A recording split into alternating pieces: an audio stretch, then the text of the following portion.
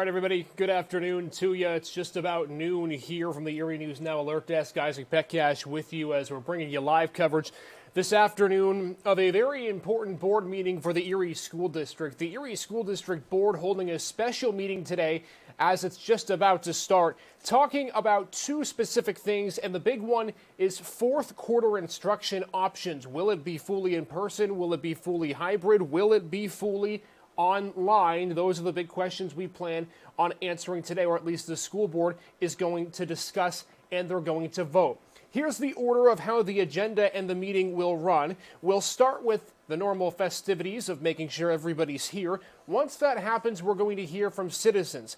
3 minutes each concerned citizen will be able to have to talk about fourth quarter instruction options, what they want to be able to have. And that way, in theory, you'll be able to hear that public opinion, and then from there, you'll move forward and continue the discussion. After the public comment ends is when we get down to the real order of business, if you will. And this specifically is talking about fourth quarter options for instruction. So there's going to be board members and the superintendent, Brian Polito, who is going to have a discussion-based sort of, not a webinar, but a board meeting, if you will, to talk about what could be coming up down the pike in fourth quarter instruction. So that's going to be big as well. Then the final option today is going to be resolving the new district safety plan, which of course is amended to Governor Tom Wolf's district safety plan of tables 3 feet apart and things of that nature coming up. So will the Erie School Board make profound decisions today, specifically based on the fourth quarter? We're going to find out, and it looks like they will be voting on that a little bit today. So we're going to be through you with this the whole entire way. We'll be giving you live coverage right here on exactly what's going to be happening throughout the duration here of this meeting, and we're going to get to that right now as we bring the Erie School Board into picture. There you see they've got the just general festivities going on as we currently speak, but again, at the moment, we are expecting fourth quarter instruction options to be voted on as we move forward here in this process. So let's send it out to the Erie School Board, see if they began yet. It looks like they're about to do the Pledge of Allegiance. So that means we have roll call here. Moment of silence will be followed by the Pledge of Allegiance. So once they sit down, we will make sure to start giving out that board meeting for you. Now, again, the Erie School District has been up in the air with how to return to in-person instruction. There, of course, have been some setbacks in getting back to fully in-person. Not all school districts are doing that, of course, right now, but that is something that has been a debate. We've heard from many parents. We've heard from school board members. We've heard from the superintendent himself. And now we're going to see, as we move through this pandemic and cases starting to decline in Erie County, what the plan is for the fourth quarter. So let's send it to the Erie School Board as we get more information from both the superintendent and the board on what could be coming down the pike in the fourth quarter. Thank you, Dr. Titus. We scheduled this meeting today to consider some changes to our health and safety plan as a result of the changes in the CDC guidance, specifically around the 6 feet of social distancing and recommending that 3 feet is sufficient in school settings. We do have those recommended changes on the agenda today for your consideration. However, I do know that the board is just seeing this information for the first time. I want to just share that we do not need to approve this today. If there's any concerns, questions, or you need any additional information after the presentation, we certainly can table this and schedule another meeting for next week. So with that, I'll ask Teresa to share our presentation.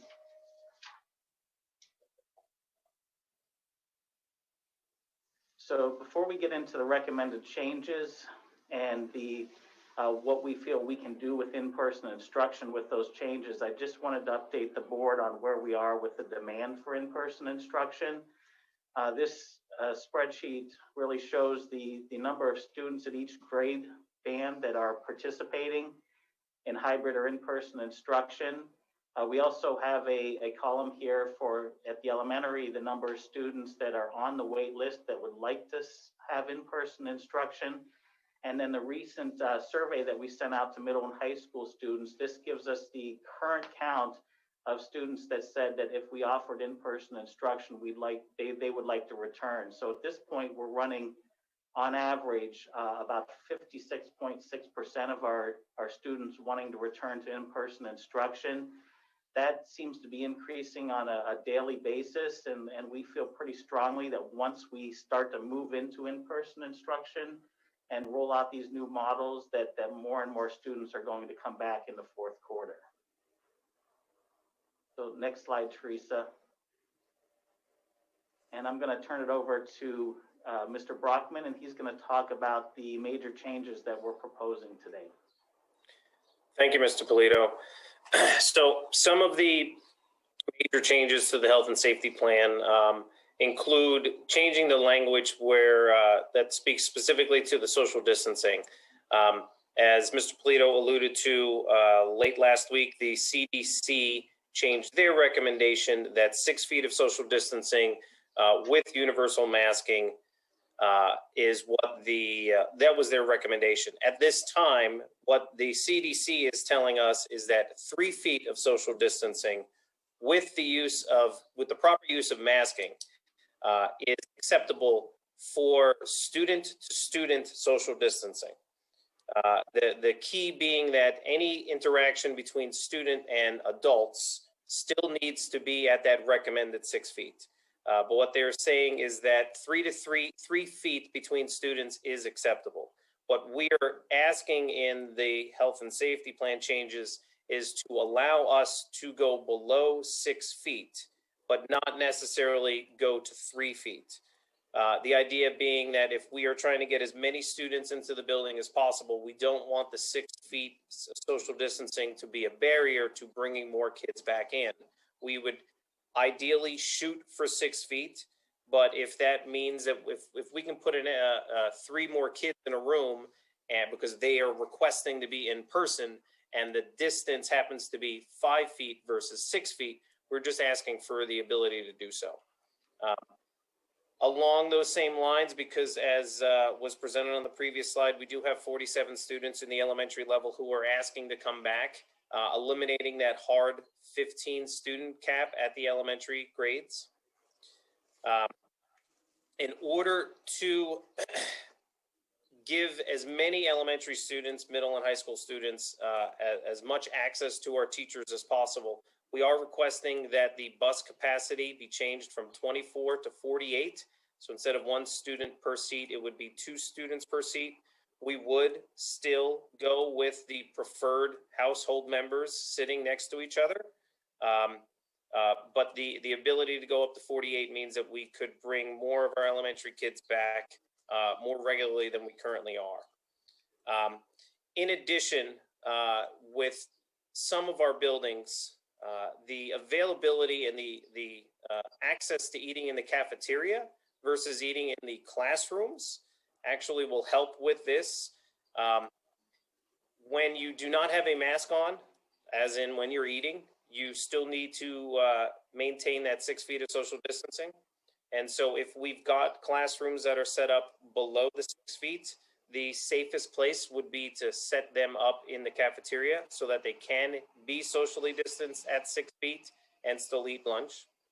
And then the last real big major change to the health and safety plan is discussing or allowing the administration to have the students change from class to class. Instead of them sitting in one room all day, we would like the availability for them to move between classes. That, of course, would be done with very specific guidance on what traveling through the hallway will look like. One-way directions, up staircases and down staircases, so that we can at least control the flow of traffic and everybody is headed in the same direction as recommended by the CDC. Some of the minor changes that we were made was more about cleaning up the language that is in there. The health and safety plan talks about the yellow and green phases. At that point, that's old language that PDE gave us when we originally adopted this health and safety plan the first time through. We've since gone to levels of community transmission. And so we just tried to align it with all the appropriate guidance that's going on now.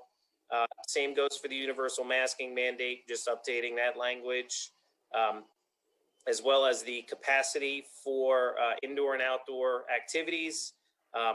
And lastly, the removal of the language that speaks to virtual learning spaces, which was originally in the plan that we accepted, which spoke to kids going into a separate room and zooming in when we were talking about having those overflow spaces.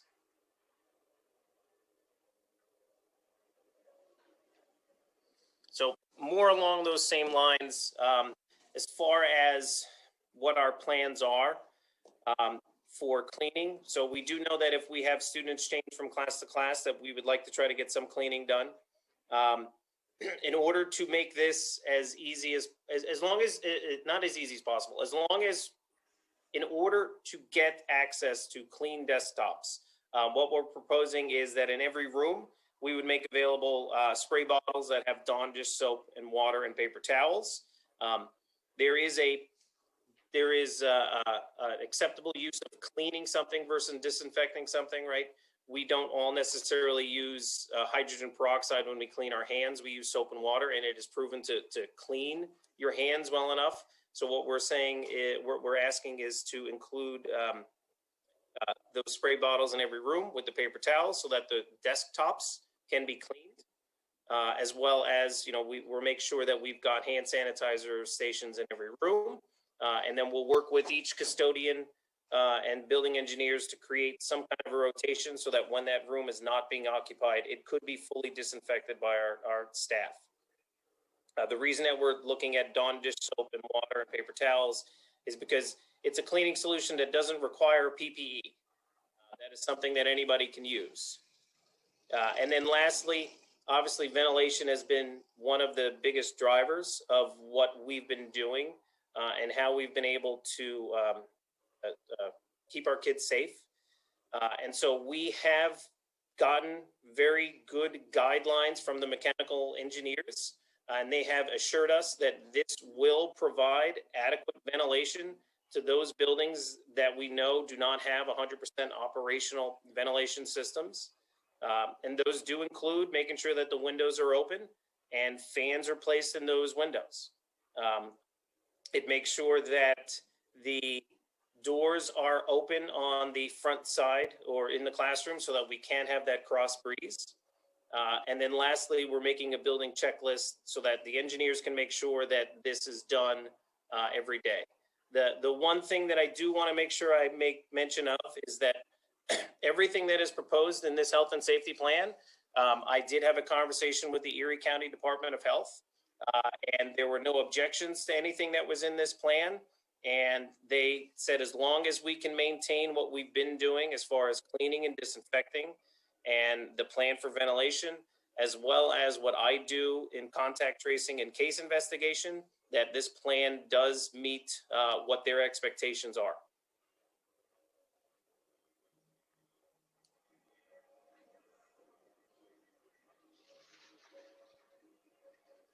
Okay, and I'll let Teresa talk about the scheduling options. We have here just 3 columns showing you what our current in-person schedule is for our students at elementary, middle, and high, what we believe we could accomplish if we do not change the health and safety plan, and what we believe we could accomplish as far as bringing additional students back if we were to make the modifications that Mr. Brockman reviewed a moment ago. I just also want to point out that we will continue to offer synchronous virtual instruction throughout the remainder of this year. Again, this gives parents an option to continue to have their students participate at home if they're not comfortable sending their students to school for in-person instruction. Thanks, Mr. Polito. So I will go through this at each level just to give you an idea of where we are and what we can do with the current health and safety plan and if we make those changes. So currently in the elementary level, we are still hybrid, alternating weeks in person. We have our purple group and our gold group, and we have asynchronous Fridays. We can modify that schedule with the current health and safety plan to eliminate those asynchronous Fridays. Obviously, our goal is to get the most in-person instruction for as many students as we possibly can. If we do make those adjustments to the proposed health and safety plan with 3 to 6 feet of social distancing, we're hoping to start in person 5 days a week for all of our elementary students interested in coming in person, beginning the week of 4/26. And again, we would like to eliminate those asynchronous Fridays. So we have in-person synchronous learning and synchronous learning virtually as well. In the middle school, currently, we're still 100% virtual. We had the target date of first day of the fourth quarter, and that modified schedule would be returning to in-person 5 days a week. However, students would have to remain stationary throughout the day due to 6 feet of social distancing. So the kids would have to sit in the same room every day, and our teachers would move from class to class to facilitate that subject change. With the proposed change to the health and safety plan, returning to in-person 5 days a week. However, students could travel to classes utilizing all safety measures as they would almost in a normal situation. In the high school, currently we have at-risk seniors in person, CTE students are hybrid, other students virtual.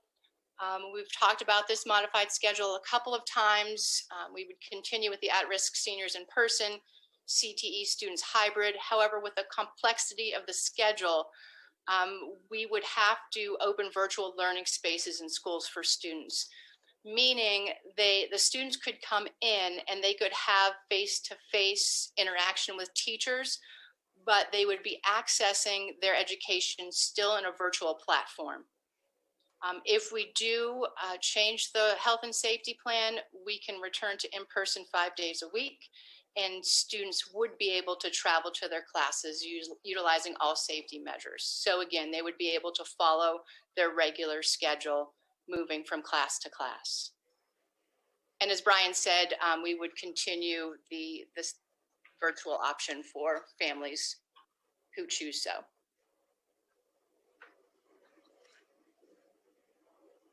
And that's our presentation. I'm open it up for any questions. Mr. Harkins?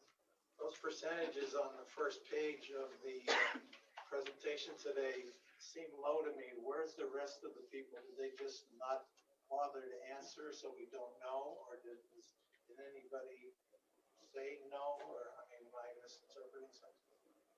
Just wondered where the 44% of people are. Teresa, could you answer that? Sure. Mr. Harkins, it's a combination of both.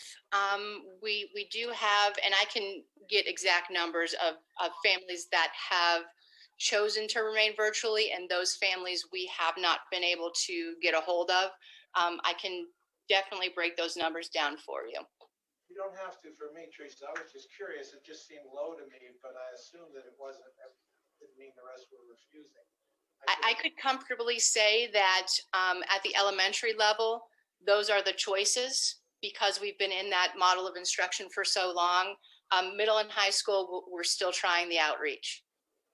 Okay, well, my understanding of why we're here today, and based on what we just heard, is to give the administration the flexibility to proceed and accommodate families who want to be in. We don't want to keep blockage up to those people. So I'm very comfortable and very impressed with what I heard. Your work on this and your respect to maintain carefulness, because one fear I think I do have is that with spring coming and things on the upswing, that children are going to feel it's over at some point without being prodded and reminded that you have to maintain a certain level of carefulness. As long as I got the floor so I don't dominate it, so I allow someone else a chance. If we approve what's listed as the new business revision number 5, will that accomplish what you're asking to give you that flexibility? I mean, I don't see any reason to have to come back in another week. You have told us that you're very much on it and you just want the flexibility and you're not in a hurry to just throw the doors open and stampede people in. That's correct, Mr. Harkins, and we did write it to give us some flexibility again because we're anticipating, especially at the middle and high school level, that we're going to see more students wanting to return. So that again, we right now when we look at the capacity in the buildings, we're very close to 6 feet in a lot of places with the number of students that want to come back. But as it expands, we just want the flexibility to reduce the social distancing, but not below 3 feet. Thank you. Mr. President, I have a few questions. Go ahead, Sumner. What is the current level of community spread? I'm on that website you gave us a while ago, but it's not working today. I haven't looked at it in a few weeks. Last time I looked at it was at 18. I know it was like at 8 in the city last August when we went to the remote. But what kind of statistics are we getting on that lately? Mr. Nichols, we've been, based on the advice from the Erie County Department of Health, we've been utilizing the county community transmission levels. Okay. Because they said that there's certain circumstances which may cause one zip code to increase or another. Again, as we start to bring kids back, we will continue our process of staying in constant communication with the Department of Health to make any adjustments that are necessary based on what they're seeing within our zip codes. And what are they saying lately? Or it's going down. I can handle that question. So lately, the Department of Health has been, I don't want to say pleased is the right word because they're still dealing, but they're optimistic on what's going on overall in Erie County as well as in the city. Cases have been dropping. It has gotten to the point where Erie County Department of Health has taken over all contact tracing for the city, where I was doing a lot of the legwork, and I still continue to do that on the front side just to make their lives easier. Not to mention, we need to know what we're going to do with our students and our faculty if they get into one of those situations. But it's not at the point where it was during the winter months where they are completely overwhelmed and they were only targeting certain groups. Yeah, my second question would be, at a meeting in the last couple months, it was recommended that we postpone some assessment tests for some of the students. I can't remember the specific area, but I'm hoping that we would be giving all our students, both the ones that are going to continue remote and the ones coming into class, the assessments this spring. So we have the funds from the government to do corrective work on this, but we need data. We're desperately in need of data. We had none from last year. So I'm hoping we are going to test as many children as possible, and I'd like to hear on that. Mr. Nichols, I can address that. Yes, Thank we you. we have a plan for, depending on whether or not we change the social distancing, we have a plan to test our in-person students first. And then we'll be working out a schedule to bring our virtual students in to test if they choose to do so. And the state has opened up the window until September 30th. So we can continue to have that open and try and get as many as we can. But that is our plan, to get as many students tested as we can. And now thinking back, I think the waiver that was discussed, and I don't even know if we voted on it, was a waiver of assessments, I think, for vocational students. And have we waived those tests? That was the NOCTI, yes. Those are waived. Can we reconsider that? I mean, they're giving us money to do corrective instruction for students, and it just seems to me that we need to have an assessment in order to know what we need to do. Those students, if they are in a grade band that tests for the Keystones, will receive those tests. The NOCTI is more of an end of course test that the seniors take that are in CTE. We don't feel that there's any value to taking that, because we're going to have a whole new group of students next year. And, as we indicated a couple months back, the the teachers for those programs felt that because the students didn't have as much in-person hands-on training, that it wouldn't be an effective measure of what they learned this year. Well, why wouldn't it be an effective measure? I know they may not do well on it, but why wouldn't it be effective? It's an assessment test, and it just seems to me to have an assessment makes more sense than not to have an assessment. We can certainly put that back on the agenda. I don't know if the timeline, Teresa, for the NOCD is passed.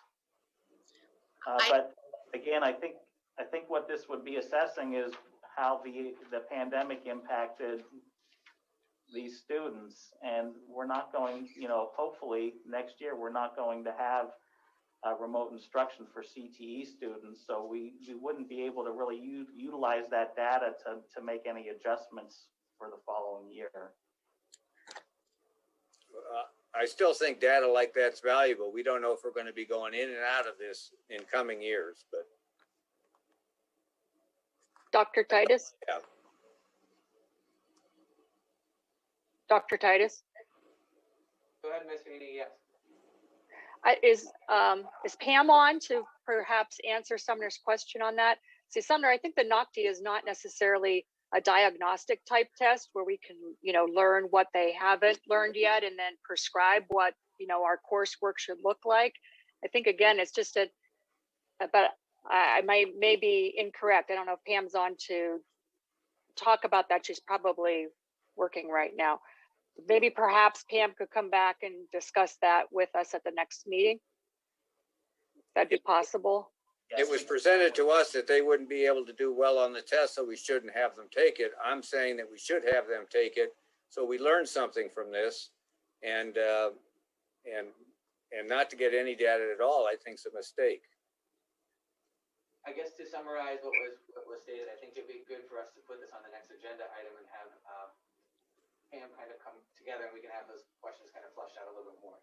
Thank you. Dr. Titus, can I continue? I have my hand up. I raised my hand. I would agree with Sumner. I don't think that if there's any way to do the testing, I don't know how it works. I guess you could explain like whether it counts towards the data that goes to the state for if we test them. I don't know if that's what we're trying to avoid or not. I know some parents don't feel like we should have testing at all because kids haven't been in school. How are we going to test? We don't want that information or data being attached to our students who they might not do a good job on. But I would agree with Sumner, and I think it should go back on the agenda because for me, it wouldn't be necessarily to send to the state for, to track the students as far as like the numbers they spit out is like how this county did or how this school district did on their test. For me, it would be the same reason for Sumner is to actually gauge, where the students are at, or if there is some type of testing that we can do that can gauge where our students are at this point, even if it's not that particular test, just something that can gauge them. I know my daughter is struggling. My other kids are not as much, but two of them are in special needs class. So their testing really, is totally different. But I know that I have one child that's struggling to even graduate because it's just hard for her. And I know she's not learning everything. There's really nothing I can do about it because even if she goes back to school at collegiate, it's still not in-person instruction. Basically, she just goes to school to sit on the computer so they can make sure she's logged in. So she's still not being instructed how to do what she's struggling with still. So, and I know there's options, but it always don't work out for everybody. And I don't know if we discussed even, I know I see the chart about, how many days, which days, kids will be attending. But just to put it out there, and I don't know if you addressed it already or are going to address it, I could wait if you are. But the attendance, I know I see a ton of parents complaining about how they're getting charged with truancy. And I've even had to explain to teachers for my students that do virtual here at Booker T who's like trying to send letters home to the parent because the student wasn't logged in 3 times over 3 months. I just don't think that's fair to be charging these parents with truancy for not logging in when I know for a fact here at Booker T, and Brian knows this, and so does Neil, we had a lot of internet issues here. So I can only imagine the internet issues that people have at home. So that's just all I have to say. I agree with Sumner. We need to do some type of testing to gauge. And also I want to know how we can rectify the issue of these truancy letters and these parents getting charged with truancy when some of them have poor internet access or no internet access at all. If they cable get cut off, they don't have internet, and people don't always have money to pay their bills. So I just wanted to address those 2 issues. So to go back to summarize, I think that we'll add in at the next agenda, we'll revisit the assessment piece to bring it back up, and then we can come back to the truancy discussion. But I do want to return back to Mrs. Feeney because you were still at the floor. Thank you. Neil, can we go back to page 22 of the health and safety plan? I just want to make sure that I'm reading this right. It says each classroom will be set up to ensure 6 feet of social distance between the students and students.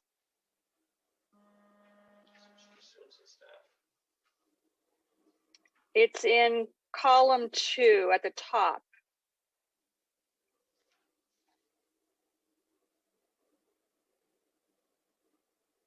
Hold on, Ms. Feeney, I'm bringing it up now. Okay.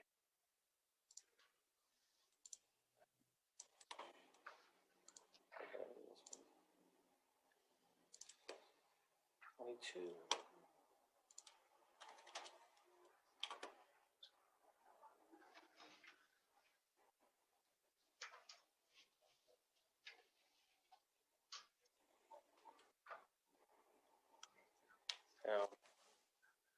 Okay, the second column I see that was it's an editorial mistake on my side. I did not change the verbiage on that one to be what it was in the other column. So that is my mistake. I didn't want to point out your mistake. I just wanted to make sure that we corrected that. So, and then can we go to page 30? What is section 3 for the masking? What exactly does that entail? So the universal masking mandate that was put out by Secretary Levin stated that there were basically only certain exceptions to when an individual cannot wear a mask. Most of those pertain to if it became an unhealthy condition for an individual. Okay. So if somebody does have a breathing issue, that we should look at other alternatives to wearing. Instead of a mask, it would be a face shield. But the first couple of iterations of that universal masking mandate had different reasons why they didn't have to wear a mask. So they kind of just grouped it all together. So that's basically what section 3 is discussing. Okay, great. Thank you. And the 15 students per classroom cap that we want to change. So you said that 47 students need to come back. We have 10 elementary schools, so 4.7 students per school, 5 grades. It just seems to me, is it going to be more than a student per classroom that we're adding? Or so I guess let me go to my concern about that. Some of these students have had too many teachers already, and I'm very concerned about switching students into a classroom in the 4th quarter. So I'm wondering if we have any other options besides adding students into classrooms and assigning them a new teacher. Is there any way that we have any extra additional space? I know we're probably going to have more retirements than maybe we want at the end of the year, and we're going to need to hire new teachers next year. Is there a way for us to look into hiring a few extra teachers right now? It doesn't seem to me like it's going to be that many. And, it's 45 days. So it's not like it's a reoccurring expense, or we have to give a contract for a semester. It's just a quarter. And we did get extra money from the state. So I'm just wondering if that is an option we've considered. in bringing those remote kids back. Ms. Feeney, if I could address that, and then I'll turn it over to Stu Magala. So we have that concern as well, and that's the basis for the proposals here today is to if we're going to transition to in person, to make it as minimally disruption as possible for our students. However, with the wait list, those students tend to trickle in. And they're going to be all over the city. So if we were to create a district-wide class and place it somewhere in the city at one of our elementary schools, it would become a nightmare to try to transport those students and get them to school on time. So again, the families with this proposal have the option to continue to stay synchronous. And keep their teacher. And if they do want to move into in-person instruction, then at this point, unless we have a critical mass in a particular grade level or a building, we really don't see any way around assigning a new teacher on that one. So when we talk about eliminating the hard cap, and I know for some of these schools, because they have 12 or 13 in a classroom right now, it's not going to go above the 15. But are we going to have a cutoff date where you cannot change your mind again? So it's because you said trickling in, and that makes me a little uncomfortable. Are we going to have a time frame where it's cut off, and if you don't choose to come back in person by this date, you have to stay remote for the rest of the year?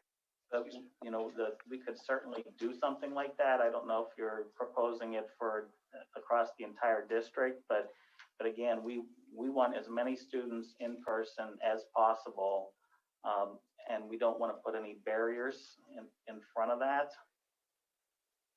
So especially when we look at school and middle school. Is that legal? Is that even legal to do? Is it legal to not give them an option to come into in person? Well, didn't we do that at the beginning, Angela? Didn't we at the beginning? Yeah, I mean at the beginning. No, but what I'm saying is at the beginning, yes, because it was so many restrictions. But if they're relaxing on restrictions, I wouldn't want, even just to protect ourselves, I would want to know if that's legal, because you don't want to get into a battle with parents that's saying, okay, well, how could you tell me, okay, the requirements are relaxed for in-person instruction, and then you're telling me my students can't come to school. You know what I'm saying? So yeah, it's just like a both. Obviously, I do not want this. I don't want the. Yeah. You know me. We on the same page, Darlene. Like, I don't want the classes packed, even though they're saying, oh, you don't have to wear a mask if you're vaccinated and all this other stuff they're talking about. We don't even know if vaccinations work or not, or we don't even know what's going on with all of this. This is all just new to us. But at the same time, like Brian is saying, we need kids in school. My daughter is struggling because she doesn't have a teacher she can see in person. And I don't want it to be a serious issue, with parents saying, hey, well, I wanted my kid to come back. The state said the kids can come back, but y'all saying the kids can't come back. So I just would I would need some clarity from administration that it's not going to be a problem for us to put them caps on there like we did before. And I definitely agree with your logic, Angela. I guess I also know, though, that, sometimes it can be disruptive to the students that are in the classroom to have too many changes, because they're going to be anxious as well. So I guess I'm trying to think about all the students, and I certainly see your logic on that as well. I guess we'll leave it up to the administration to talk about that and talk to the principals and the teachers and see what their input would be on that. I guess I'd like just for the district to have a little more conversation on whether or not we can even do that. And then pass a test. When are they occurring? Because it says beginning 4/26, we're bringing the students back. Is that correct? The original start date before this change, the CDC change, is we do have them scheduled to start April 26th. However, the PASA tests, meaning the PASA test. So if we do start to bring the kids back, Paulette and I have already spoken, and we do have the ability to put that off a week or two to make sure we can transition.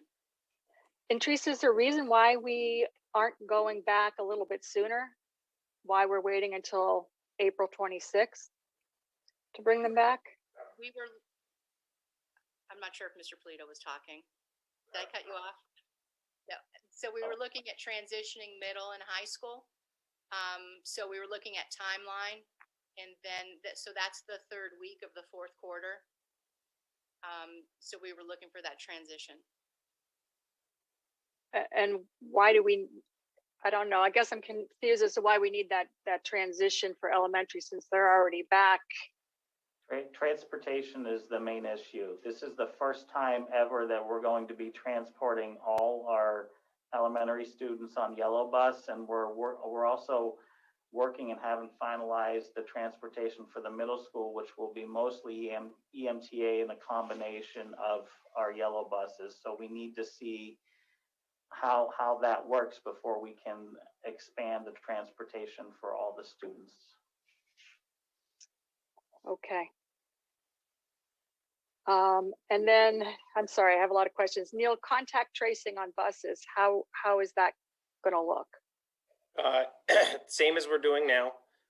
As long as I've got a seating chart and Okay. the attendances, it becomes not relatively easy task, but it is.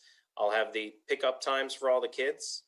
Okay. And so then I can actually know how long they were on the bus, who was there, and who was within that radius that would need to be. Okay. Good luck. You're doing a great job. I guess I see that as.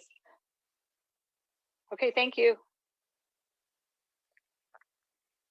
Yes, President Titus. Go ahead, Mr. Pickle.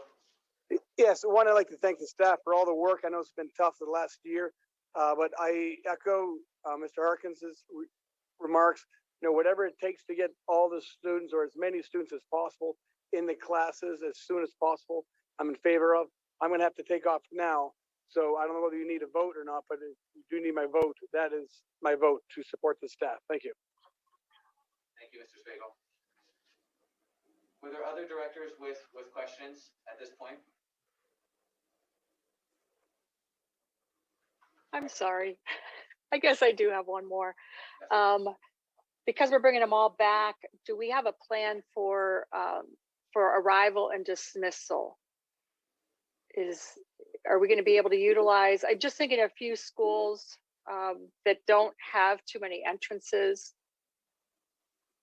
Some schools will be able to accommodate this very well, and also I think I brought this up back in the fall that our medically fragile students, do they still have the ability perhaps at Erie High to enter through a different door? I know we do take attendance at the main door.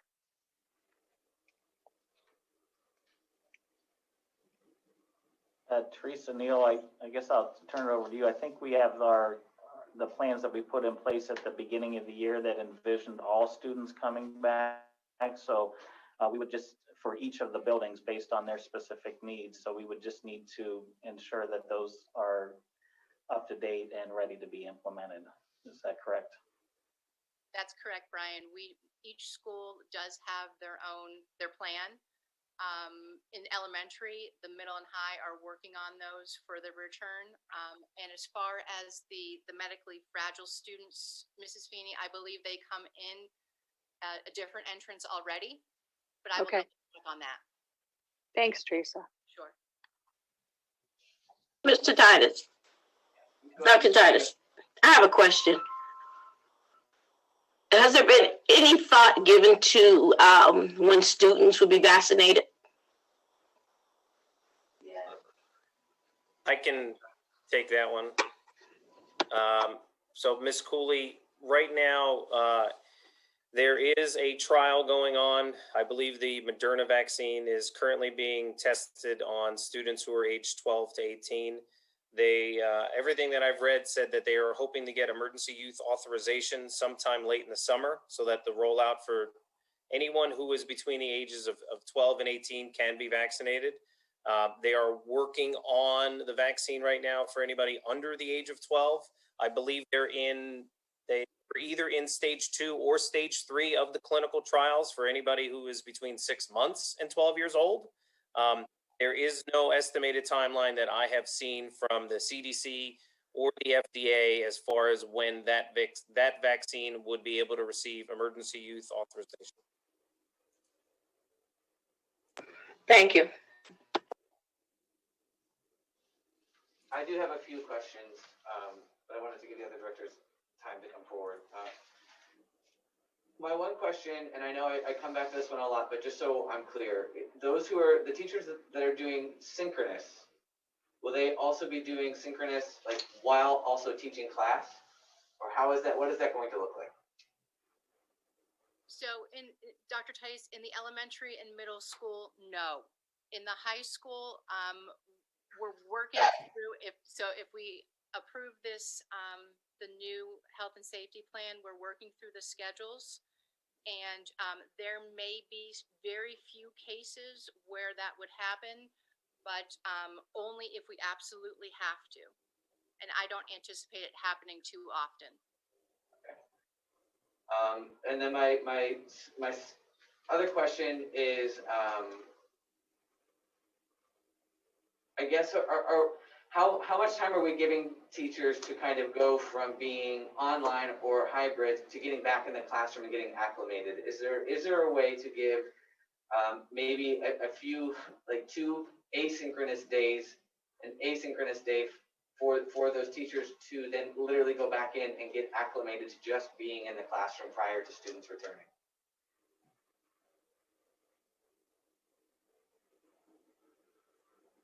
So I'm sorry, Dr. Tice, I just want to make sure I understand your question.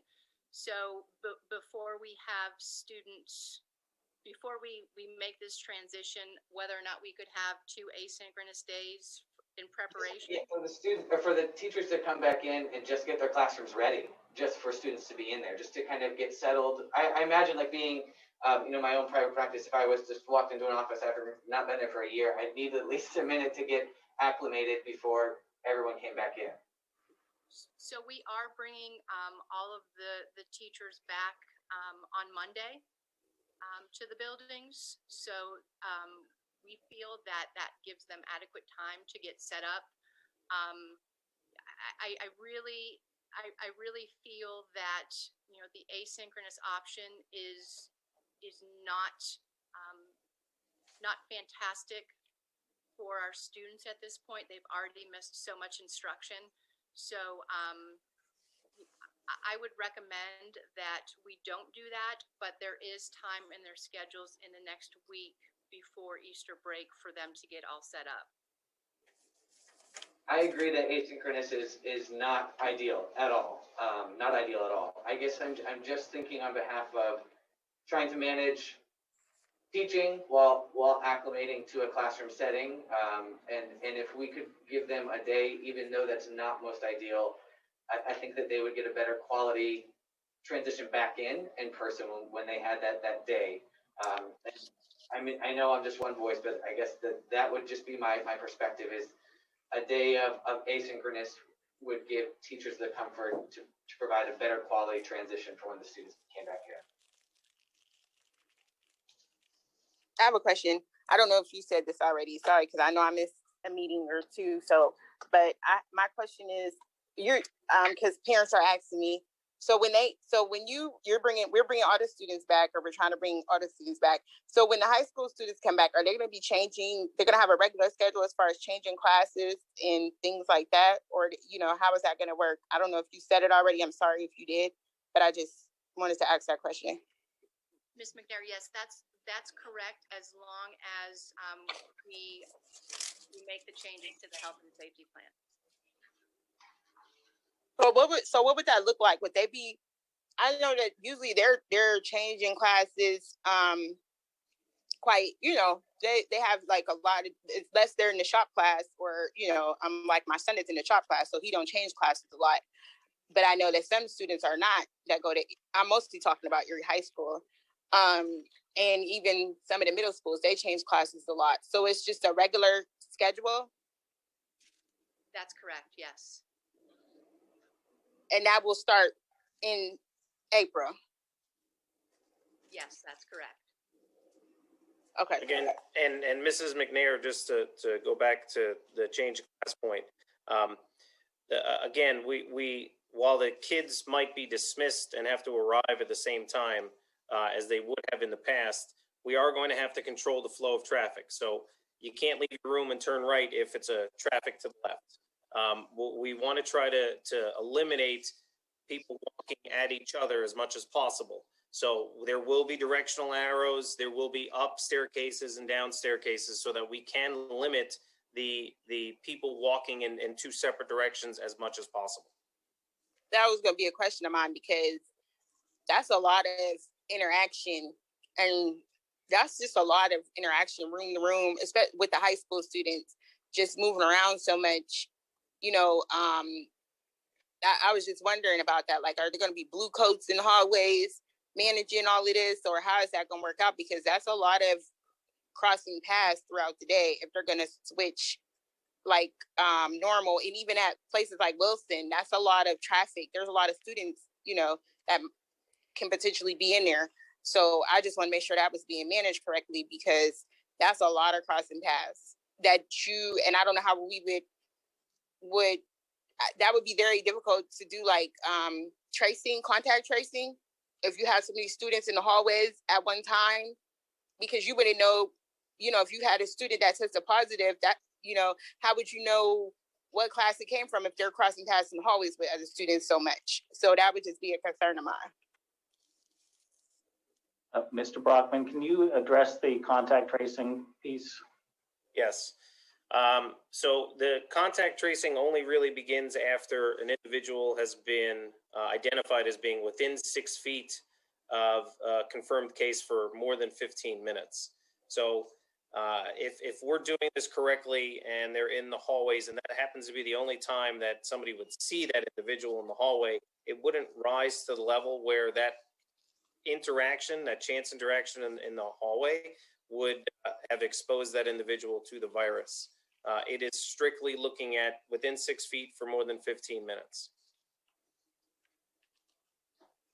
And as far as the hallway traffic is concerned, again, if we know where kids are and we know what class they're leaving from and what class they're going to, it would be a very large task trying to track down everybody who could potentially have been in that hallway, but we would at least have a list of everybody who was in that hallway, and then we can start having those conversations with the individuals who may have been exposed to determine if they do meet the definition of a close contact. And I would guess that just when you were talking about the ventilation, and I am grateful that, you know, we're moving into the warmer weather, that a lot of these windows will be able to be, you know, we'll just have a hopefully better airflow in the hallways when possible. And I see that, you know, the placing of fans and stuff in the hallways to assist. I would echo, I guess, what Ms. McNair said, that I suspect, as any youth would be, to be really excited to be back in these spaces and places. And so if we were able to safely have other staff to assist, like the Bluecoats, that I think that would be another wonderful opportunity, A, for relationships, and B, to help the teachers, because that's going to be a lot on school staff as well too. Were there other questions that we did not get answered by the directors on this plan? Dr. Titus, I have a question. The truancy part, I don't know if you went over. I'm sorry, just the truancy part. I didn't get any feedback on that. Yeah, we'll go that 1 second. Can we go to Rose first, please? Thank you, Dr. Titus. My question is that the majority of this stuff's in our plan, and the kids that are coming back, I really feel strongly with Mrs. Feeney that we need to have a cutoff date, because we can't just have kids, if we're taking the safety precautions, we can't have them coming in at the last minute or 2-3 days later. So I'm really very in favor of having a cutoff.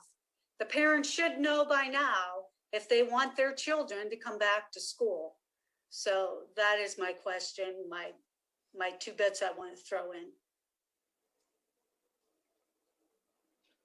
So given what we've been presented, I would ask that we add the truancy discussion to a follow-up meeting, because I feel that deserves its own discussion, and to give the district time to look into some of the data so we can pull that all forward, versus rushing through that right now, so that we can stay focused on this plan today.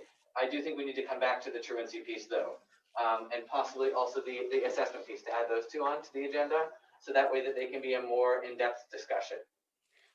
Dr. Titus, can I just ask Neil, isn't there something the governor put out for the truancy? It's the check-in times. Could you research that? Because I believe in other schools that if the child's not logging on when they're supposed to be logging on, and they have so many options, I think the governor did explicitly put out some guidelines. Yes, Ms. Sheridan, we will look into it. Thank you. Yeah,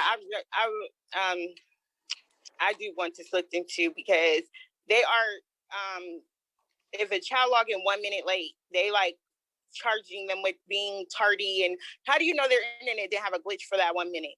Like, you know, I just feel like even if the governor did put out whatever, and I would like to hear about that, I still want my issues addressed as far as just truancy and charging parents. I mean, give me a break. Like, I know some parents are not logging their students in, period. I know they aren't. I know they're not doing it. You know, I even had a hard time getting my daughter to do what I told her to do. And I'm a board member, you know, it's just life.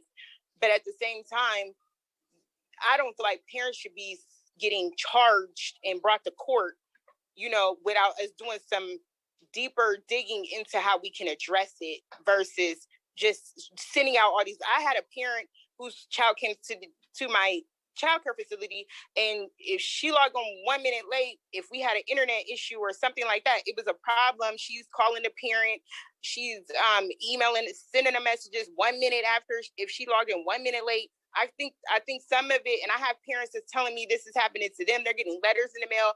I've seen letters in the mail, and I just think that it's enough stress out here that the students who are actually logging on, you know, are being, you know, put in this position where, hey, I have logged on the 50 times that I was supposed to log on. I didn't log. My child had a problem 2 times, and now I'm going to court. You know, I just think that, you know, it has to be a better solution to all of this. So I definitely want this to be addressed. I appreciate it.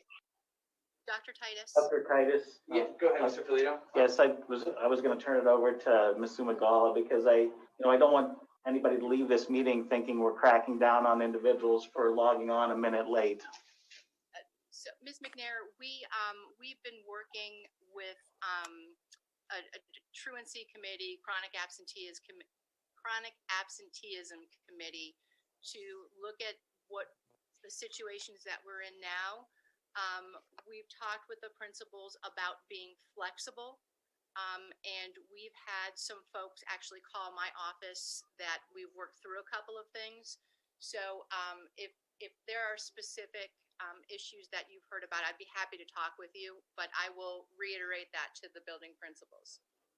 Thank you. And it's not even that I've heard about, it's something that I've experienced, where I've had teachers contact the parents for students being one or 2 minutes late on their Zoom, to the point where the parents is like calling me, and because the person's literally during the class time inboxing parents and saying, okay, well, you know, they're a minute late, they're 2 minutes late. Why are you doing that? If anything, make a collaborative effort with the childcare facility or with the parent at home or whatever it may be, to like, or if it's a third party that's, you know, providing these services, you don't know what the situation may be. Now you're creating more issues. So I just think that, like, you know, people should be more sensitive, and I'm glad that you have addressed it. And I just wish that, you know, maybe the building principals can even trickle down the information again to the teachers, because some of them are literally doing this, and it's not, I don't think it's fair. Right, and I can assure you that there are about 4 or 5 steps that are taken before we actually even get to a citation. So we'll make sure that we address that. I think that I would like to interject to bring us back to this part, and I think that to pull forward some data so that we can go into a more in-depth discussion, and I know that we're addressing some of this even through the SAP process that we're revisiting, and just even the police and safety issue and those committees' action forces are also bringing this piece to the table. And I think that this is a great discussion point that needs to be had. But I would like to move it to an agenda item at a different meeting so that we can kind of prepare for it, and then bring us back to the plan that's in front of us today. Where we stand right now, I know that Mr. Polito had asked that we can table this to come back to another board meeting next week if the directors wanted more time to review the plan, or felt that they needed more time to kind of process what the information that was presented today. I guess right now I'd like to get a sense of if the board is ready or feels ready to go ahead and move forward, or if we would like to come back to have an official vote on this. Mr. Chairman? Yes. We've been here an hour and we've talked about all kinds of things other than what this resolution is. And this resolution is flexible in and of itself.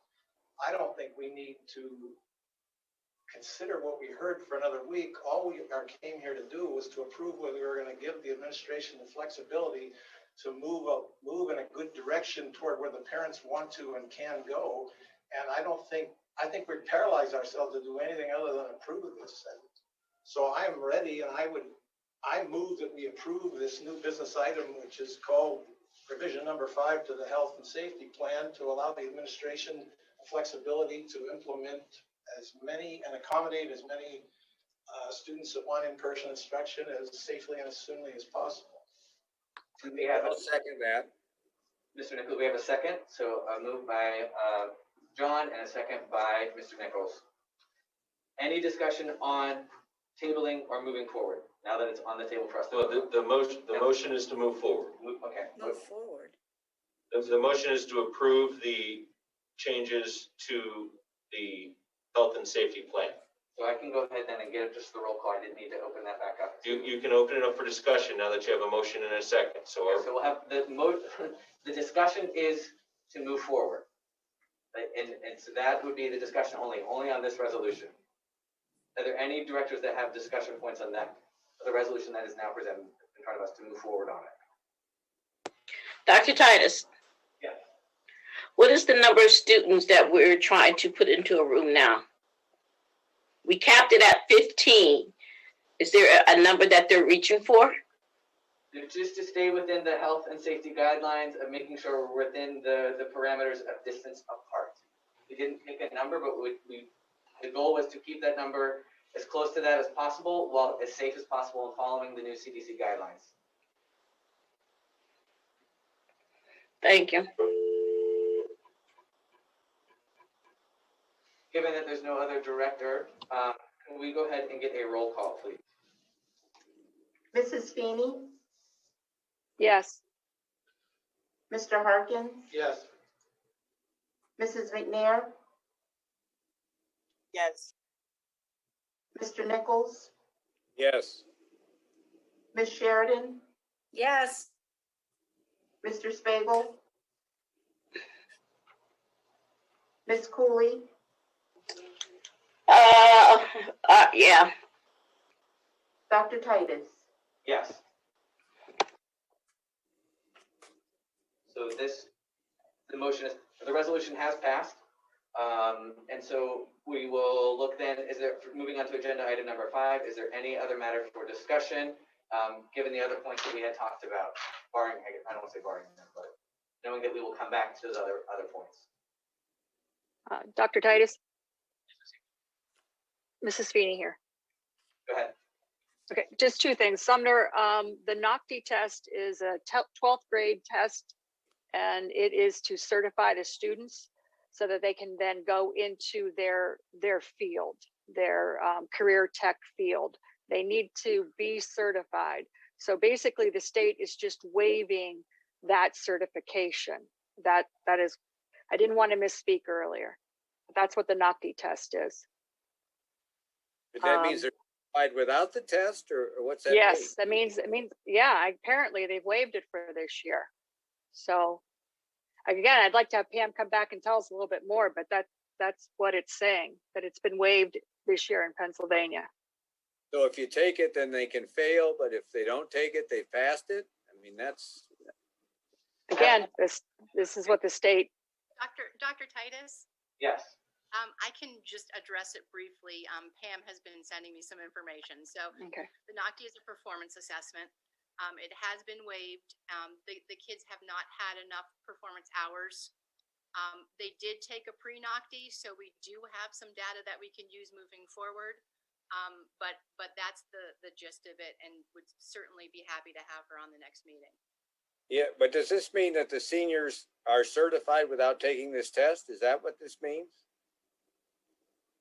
The state has done something here? Employers, so Pam is sending me a message here, and employers do not recognize the NOCTI for anything. Okay. So I think that at this point, it sounds like the state has made a movement that we as a district don't have a ton of control over. We could do other assessments, but I think that it will be great for us to, again, table this, bring it back when the district has had time to kind of think this through, and allow for more of a discussion to happen. So that would be my request on there, is that we kind of table this discussion for now. And we. That's fine, sure. Thank you. At this point, I would call for, if there's no other matter to discuss, a motion for adjournment. Move to adjourn. I second. Moved by Ms. Cooley, second by Mr. Nichols. The meeting is now. All in favor? Aye. Aye. Aye. Any opposed? Meeting is now adjourned. Thank you. And so with that, we have a decision. You heard the vote from the Erie School Board. They have now voted to approve the recommendation of the new district health and safety plan for 2020-2021. If you didn't get a chance to see part of the meeting and see what that means, here's what we're learning today. We're learning that part of that health and safety plan would include a return to 5-day-a-week in-person learning for all grade levels of the Erie School District. I want to pull up exactly what this means, and I'll give you some ideas of just kind of the plans for the Erie School Board. Right now, should this, of course, health and safety plan continue to move through, it was approved by the board. Right now, in-person would be 5 days a week for elementary school beginning on April 26th, while the middle and high school would also return to in-person learning 5 days a week under safety measures that were also approved. Now, what are those safety measures, you might ask? Here's what we're learning with the safety measures that would be put in place. Major changes are as follows. Social distancing between student and student would be 3 feet. That would be the minimum that would be required between each student, although at the moment, the Erie School Board is saying they still hope to have as much as 6 feet of distance between the students. Here's what else would be a major change. The school board is looking to eliminate the 15 student classroom gap. That's a hard gap, number per classroom at the elementary school. So right now, you're not allowed to have more than 15 kids in a classroom. This approved proposal would eliminate that. Also, student capacity on buses increases by twofold. It would be from 24 to 48 people on each bus, which would allow for more adequate and sufficient transportation. Also as well, if applicable, with social distancing enforced, students would be allowed to eat in the cafeteria, something they haven't been doing since Erie returned to somewhat of a hybrid model a little bit earlier this year. We would also see the permitting of changing classes when needed. That means walking out into the hallway, going to a different class. If you're in the high school, going to a different place in your schedule instead of staying in the same classroom each day. So those are some of the major changes that were just approved in this motion. Here are other things right now that we're looking at as well. This is, again, all has just been approved by the Erie School Board, and the major decision that was met by the special board. So, for ventilation, any building in the Erie School District that does not have adequate ventilation, those schools are Collegiate, Erie, Wilson, and Edison. Here's what would have to happen. Windows be opened whenever the outside temperature would be warm enough. Virtual days would be scheduled when the windows simply cannot be opened. We'd also see the interior doors to the classroom being left open. That would allow for what the school district says a natural airflow to replace the atmospheric pressure. We'd also see fans being placed in the windows and the hallways of the school to assist in ventilation practices. So if you don't have the ventilation above, you have to figure it out some way. So using natural air and fans, as well as opening doors, is the Erie School District's plan. Now, there would also be cleaning between classes. Each building where student movement would happen, cleaning supplies, spray bottles with Dawn dish soap would be used, along with paper towels in each room between classes to ensure that the safety and cleanliness would be kept up during the school day. So, what we know right now is that Erie's plan, as it was just approved, is to move back to 5-day-a-week in-person instruction by April 26th for the elementary school and in April for the middle and high school. So that's where we're at right now. It's a lot to process, of course, but coming up tonight, starting at 5 on Erie News Now, we're going to break it down for you and explain exactly what this means. So, if you're a parent in the Erie School District, keep online, keep on air, keep watching our newscast. We'll have updates as they come throughout the way. We're hoping to get some Erie School District officials to comment on what we just saw earlier today, and we'll let you know exactly what we know when plans move forward. For now, though, everybody stay safe, stay healthy.